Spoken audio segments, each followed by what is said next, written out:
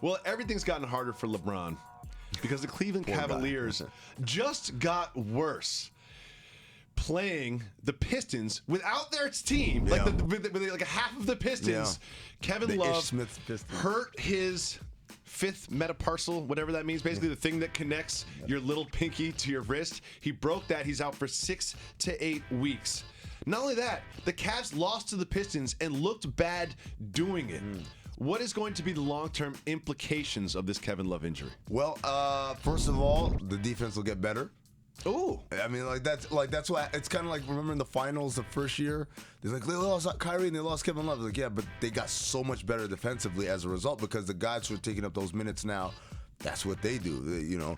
But then the other part of this is they already got chemistry issues. Maybe this gets them somewhat on the same page. Less variables, like just less people that need the ball, one less irritant.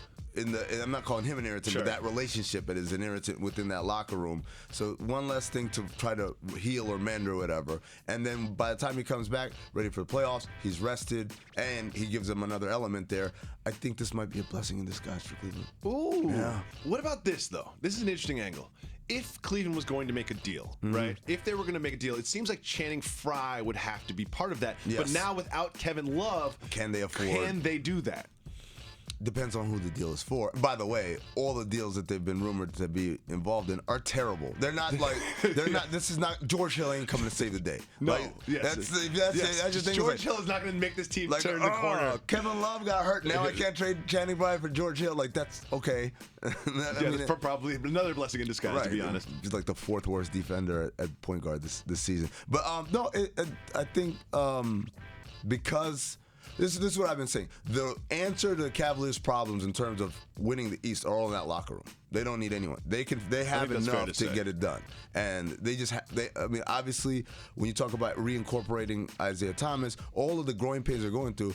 I was on the jump last week with Byron Scott, and I said, "Coach Scott, when would you figure out all these things with the team and the calendar?" He said, training camp and preseason. Yeah, well, that dude missed that, and he missed the first 2 BS months of the year, November and December, where no one's really caring.